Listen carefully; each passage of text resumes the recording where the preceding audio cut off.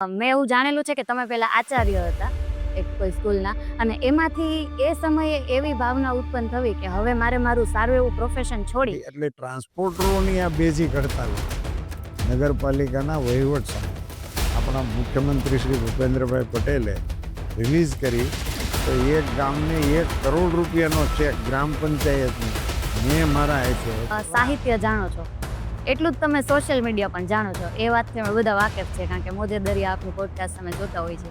તો તમારા માટે પ્રાધાન્ય શું વધારે છે? મોજે દરિયા જે પ્રયાસ કરી રહ્યો છે એ માત્ર ને માત્ર નવી પેઢી ગુજરાતી ભાષાને પ્રેમ, આ એકમાત્ર મારો ઉદ્દેશ છે. મોદી સાહેબનો એક ડાયલોગ છે ને, માના ये अंधेरा घना है मगर दीपक जलाना कहाँ मना.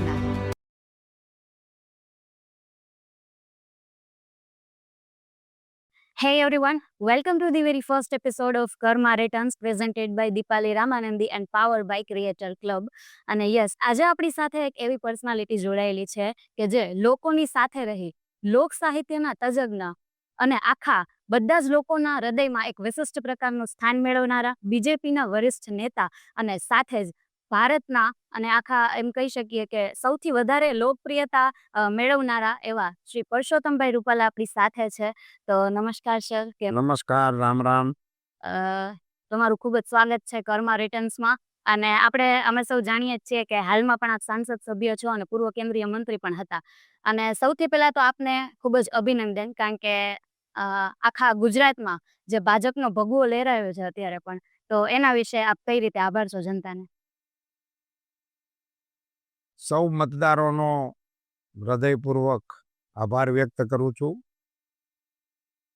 સૌ કાર્યકર્તાઓ જેમણે 45 ડિગ્રી તાપમાનમાં જરા પણ થાક્યા વગર સતત મહેનત કરી છે, એવા હજારો કાર્યકર્તાઓને હૃદયપૂર્વકના અભિનંદન. ગુજરાતના શાણા મતદારોએ નિરક્ષીરનો વિવેક દેખાડીને ભારતીય જનતા પાર્ટીના કાર્યક્રમોમાં અને ભારતીય જનતા પાર્ટીના શીર્ષસ્થ નેતૃત્વમાં આદરણીય મોદીજીની કાર્ય પદ્ધતિમાં વિશ્વાસ વ્યક્ત કર્યો છે. એ માટે સૌને ખૂબ ખૂબ અભિનંદન આપું છું અને ધન્યવાદ પાઠવું છું.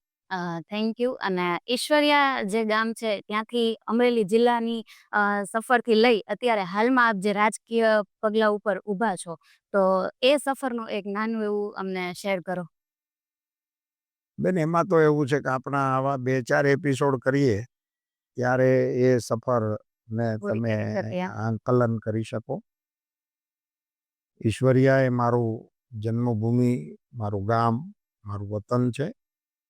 ત્યાં જ હું પ્રાથમિક શિક્ષણ મેં લીધું છે અને ત્યાંથી જ આજે પણ મારું મતદાન ત્યાં જ છે. અમરેલી જિલ્લામાંથી અભ્યાસ કરીને રાજકીય કારકિર્દીમાં હું ભારતીય જનતા પાર્ટીના જિલ્લાના પ્રમુખ તરીકે પ્રથમ વખત વિધિવત રીતે જવાબદારીમાં 88માં આવ્યો.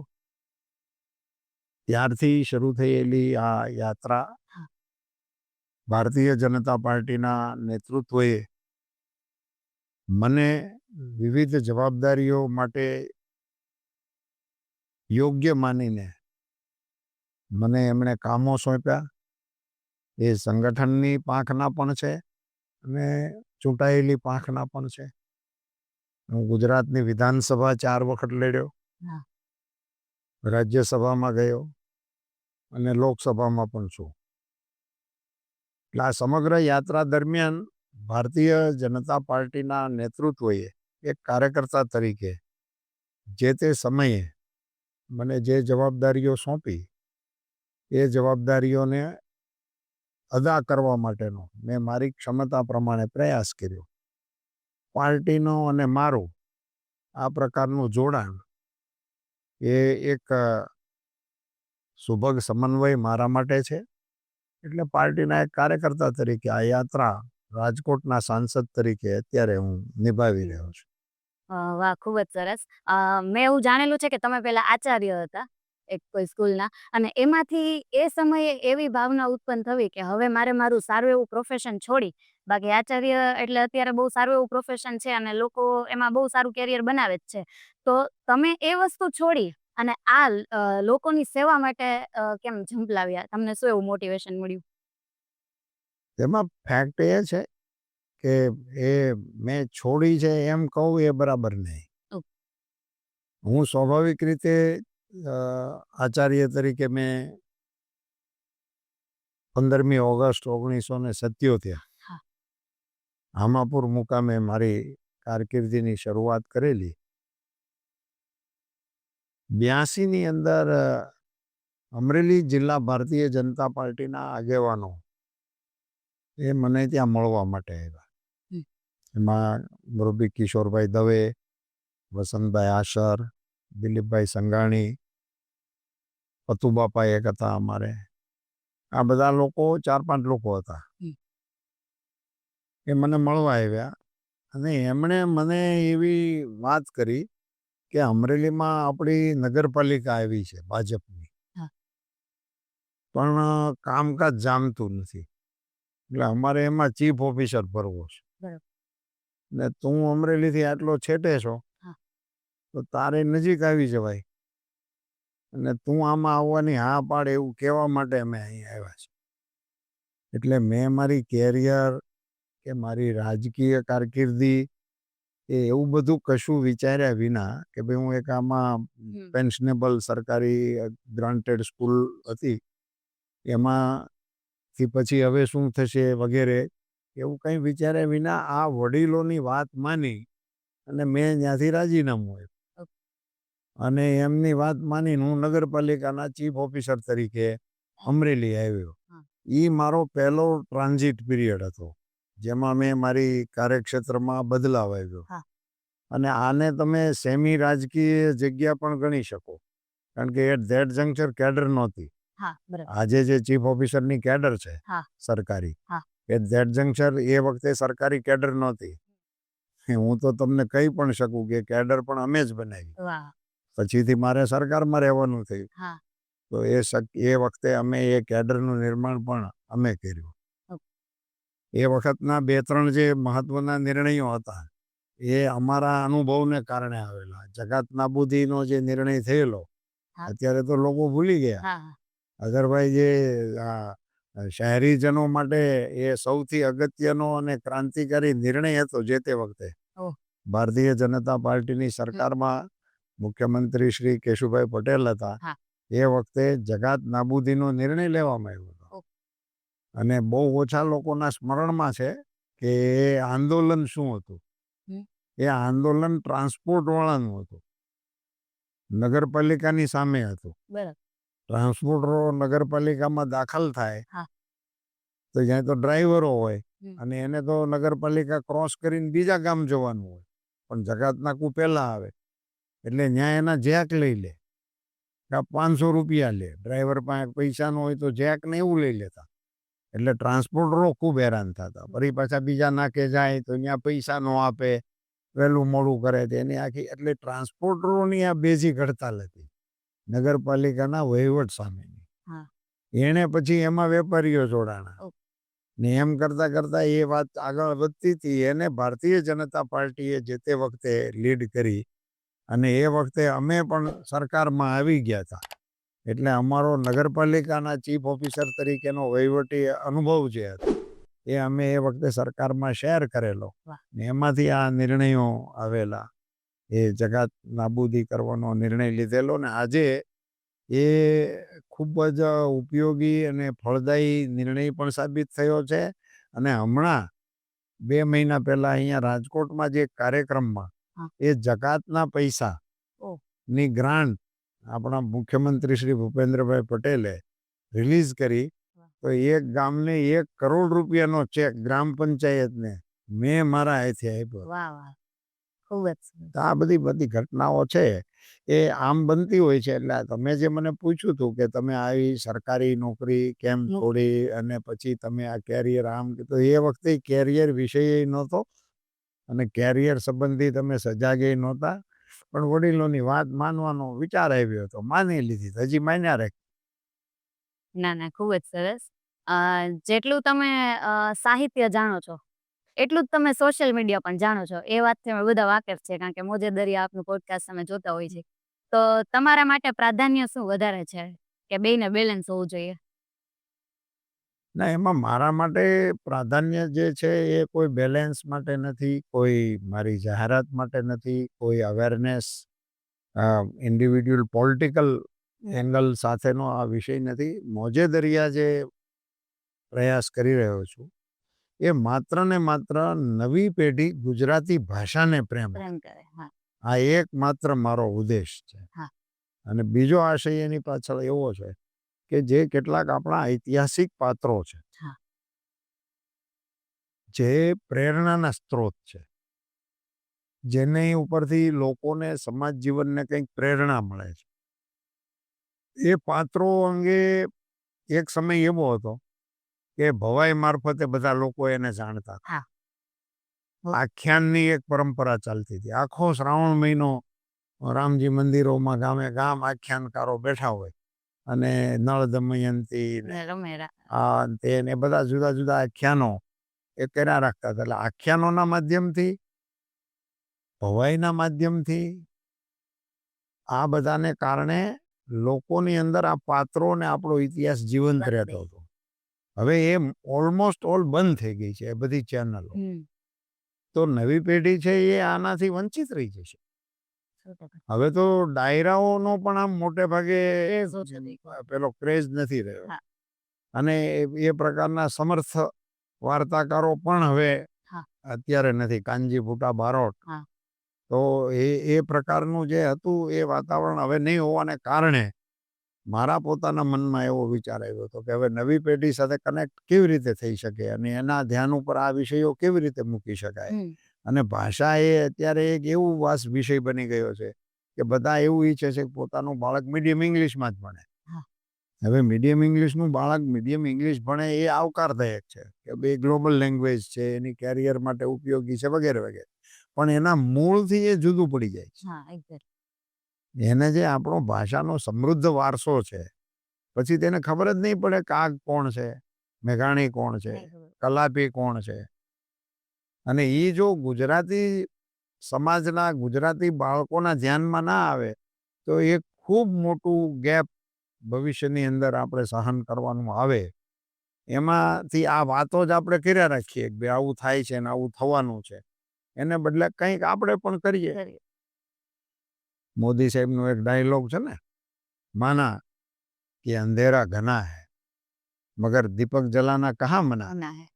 તો આપણે દીપક તો દીપક, આપણે એક પ્રયાસ કરવો જોઈએ એમ માનીને હું આ મોજે દરિયા હા. એ પ્રયાસ કરું છું, જેમાં એના થકી નવી પેઢી, કારણ કે મોટા ભાગે નવી પેઢી હવે યુટ્યુબ સાથે જોડાય. એક્ઝેક્ટલી.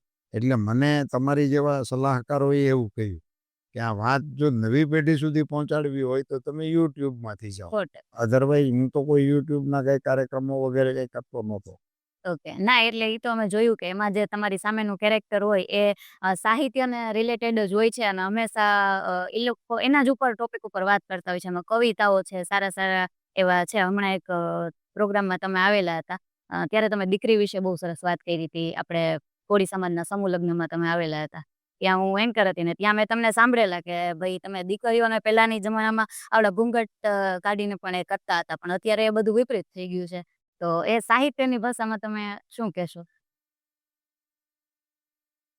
એમાં એ તો બધા વિષયો કેવા છે બેન, કે એની માટે તો તમે જ્યારે કહો ત્યારે જેટલું કહો એટલું ઓછું છે.